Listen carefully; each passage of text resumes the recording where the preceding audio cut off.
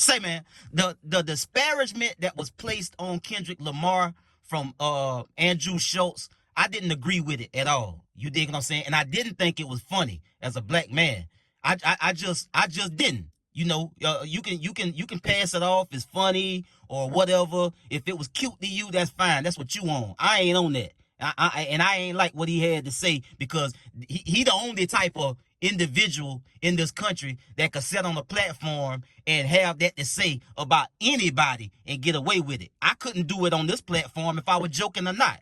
And I'm just gonna play a little bit of what he had to say, but only in the context of how they tried to rationalize it. You dig what I'm saying? I'm not gonna play the disparaging remarks that he made about Kendrick Lamar, because again, I ain't on that type of time. That ain't what I'm doing over here. You dig what I'm saying? And also, we gonna get into some responses from TDE Punch, Glasses Malone, Meek Mill, My Son, Matt Barnes, and DJ Akademiks. And I'm gonna spend about just as much time on Andrew Schulz as I am on DJ Akademiks, because he also had some commentary about what Andrew Schulz had to say, and he also, as a black man, tried to rationalize it. You dig what I'm saying? So let's get to the content. Al, you're getting groomed right now. We need to ungroom you. Yeah, you are. We need to ungroom you right now. Okay? See. I mean that, listen, because he sent people, he says slide on. What he said, slide on, where's the line? Okay. The N-words that coon, the N-words that being groomed, slide on both of them. Whoa, that seems like a call to violence. It does. Why would he call to, if he's about protecting black people, why would the call to violence be towards the black dudes, not the white guy making the joke? Well, you gotta understand. What? Well, no. You gotta understand. Because I snitch. I cooperate. I tell. Yeah, litigation. Okay? You go squabble up in a jail cell. Here's what you gotta understand about Kendrick. It's very important to him to protect black women. That's why he's never done a song with an abuser confirmed. He's never done a song with anybody that's suspected of abuse. He's never threatened to remove his music from Spotify because they removed R. Kelly's music, who for sure fucked and held captive underage black women. Hold on. This is all very important to Kendrick. Wait a minute, just let me understand what's going on here, because I think that you're using sarcasm as a comedic device. It is a comedic device. But you're so fucking smart right now that I don't know if you're serious or making jokes. Are you saying that Kendrick Lamar put it on wax that he is protecting black women from white comedians' jokes? Just Kendrick. I would make love to him, and there's nothing he could do about it. Just Kendrick Lamar, I would make love to him, and the only thing that he could do is decide if it's consensual or not. While we were on our US tour. And yeah, there were a few jokes made that were incredibly inappropriate.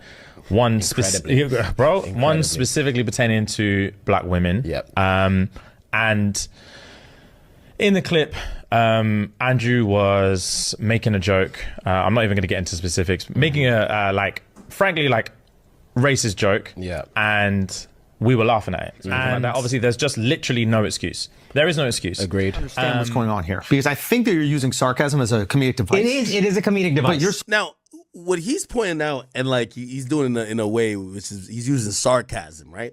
Again, this is why being a comedian is so great.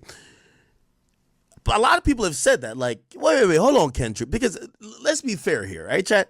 It does appear that Kendrick has almost taken this moral high ground, like, yo, hey, we're not rocking with these people or these type of behavior. We're gonna watch the party die with the culture vultures, the people who are pushing propaganda or whatever the case is. He's almost operating as like a guy that's taking like the high road. He's going to change the culture. Now, I've told y'all, I don't think he's going to change shit. I think this is a way to mislead the people, because the quickest way to get to the top is to act like you're going to stand for something, but then in reality don't deliver on anything, right? And I guess people are saying, well, is he really true to these ideals he's saying, considering the people he's worked with or the people he's stood beside? Okay, it's cool. All right, we get it. Baca has a weird case. Why is he around? But the person who introduced Not Like Us is Dr. Dre, someone with a very storied history about him and his mistreatment of women. So it's like, you know, I've always thought this is a slippery slope when it comes to hip hop, because perfection doesn't sell, and it also isn't real. And anybody who acts like they're better than the other person in hip hop usually gets exposed, right? However, I do like, and I'm only here to call out hypocrisy, okay? Y'all all remember when Saucy Santana made the reference saying that he wanted to squabble with me, and after he called himself knocking me out, he said he would, damn, it sounded even bad saying that. The entire culture laughed. Everybody fucking laughed. Oh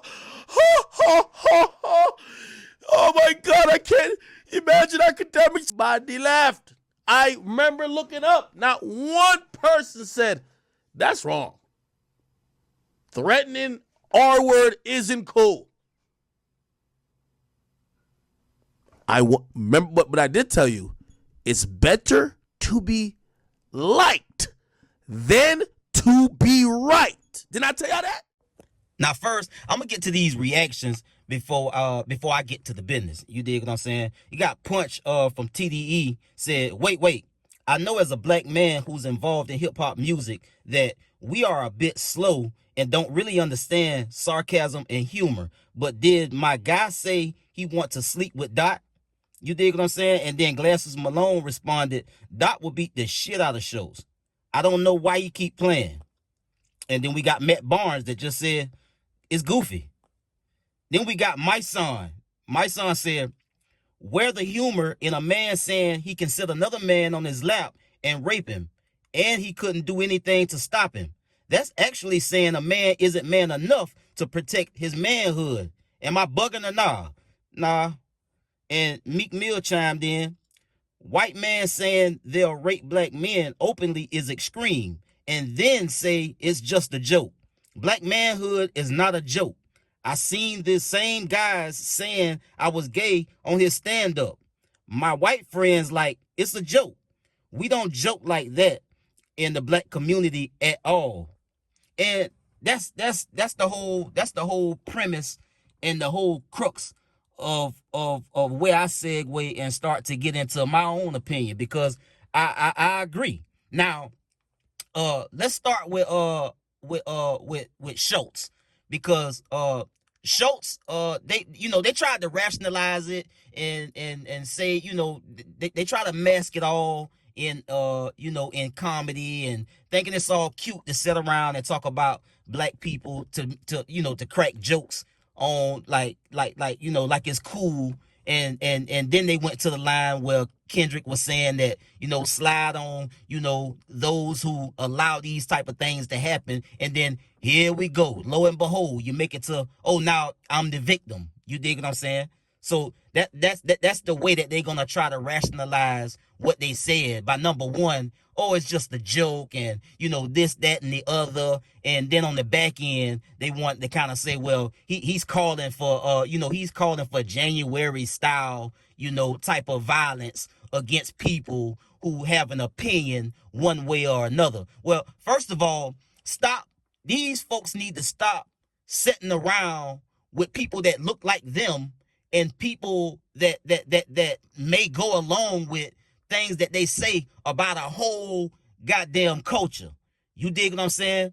And them guys that from wherever they from across that water, man, that came here from England or Europe or wherever they was from, they sit there and they let that happen, bro. And then they wanted to come on the back end and say that it was unacceptable. It was unacceptable when it was happening. All you had to do was be man enough and say something about it right then. See, you don't really get no points for coming back later on and saying that something should have went down a different way. Where was your, nigga, where was your manhood and where was you standing on the business when it was happening? It don't take 5 minutes, a minute, a day, a week. It don't take a trip home for anybody to put a check on somebody for saying something in real time. All you got to do is put a check on it. If you built like that and you cut like that, when somebody say some bullshit, you stop it right then. You put a check on it right then. I don't know where they come off. Well, they got to leave, go home, think about it, and then come back and issue an apology. An apology is not accepted at that point, as far as I'm concerned. You dig what I'm saying? Because number one, you ain't got to have conversations all the time about black people, Andrew Schulz. You dig what I'm saying? Because the last time I checked, it was women from all races, cultures, and creeds. Talk about them ones, not these ones, bro. From this community, from the black community. Talk about women from your community that look like you, Andrew Schulz. You dig what I'm saying? You and your other white counterparts, whatever race they is. If they don't look like me, they ain't got no business talking about people that look like me. I don't give a damn if you say it's a joke or not, because the undertone of these type of jokes are indeed rooted in racism. But you got this, you got this umbrella that you can hide under and mask it all and say, oh, it's just a joke. Or joke about the people from your own community, Andrew Schulz. You and your partners, bro. These people always want to have conversations about black people, bro. Because we make it turn. We make everything go. They can't do nothing without involving black people. They got to interview black people. If they're not interviewing black people to get content and make money, you dig what I'm saying? They got to talk about and discuss black people to get money and get content. You dig what I'm saying? Talk about your own people from your own race, my boy. Talk about how bad they is. Talk about what they is, bro. You dig what I'm saying? That's what pissed me off with a lot of these folks, bro, because they want to sit around and have conversations about a culture that they're not even a part of.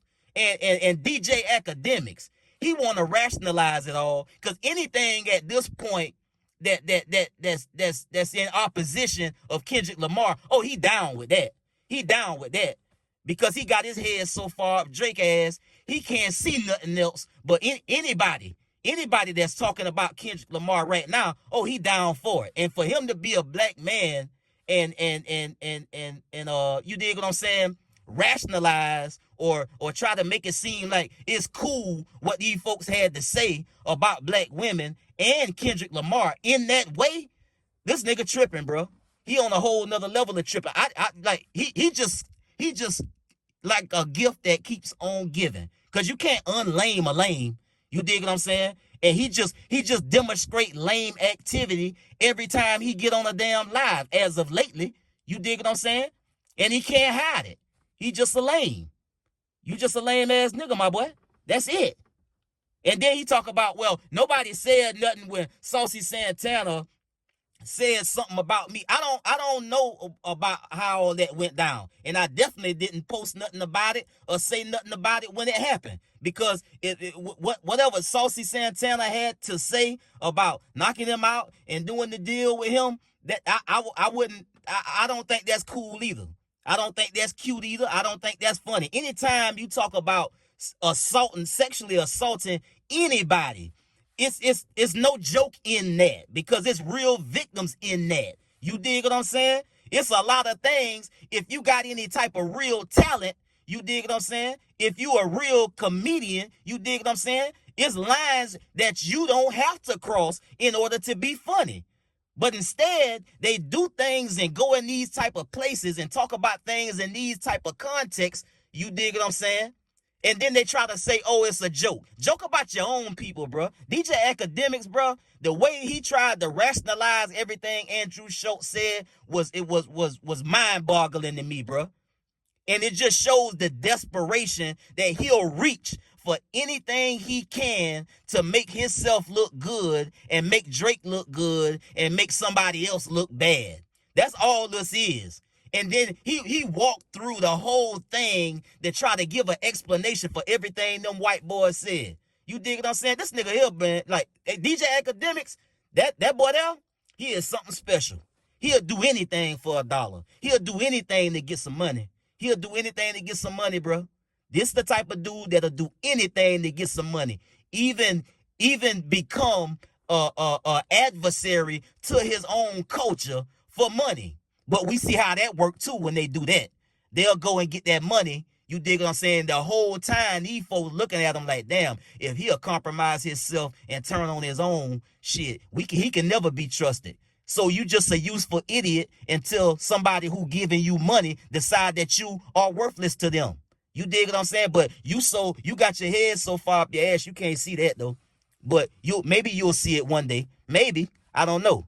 But Andrew Schulz and the shit that he be saying, bro, disrespect him and man, people that look like him. Bro, y'all need to talk about people where y'all from, bro. Talk about the women that y'all laying down with, bro. Talk about the women that y'all having kids with if you got them. Talk about your mama. You dig what I'm saying? Talk about your aunts. Talk about the bullshit that they be on. Don't talk about black women, bro. Don't talk about people from a culture that you're not even from, because it's disrespectful, bro. Ain't no black people nowhere on no platform spending their time making jokes and making content about people that don't look like them. We just don't care about people that damn much.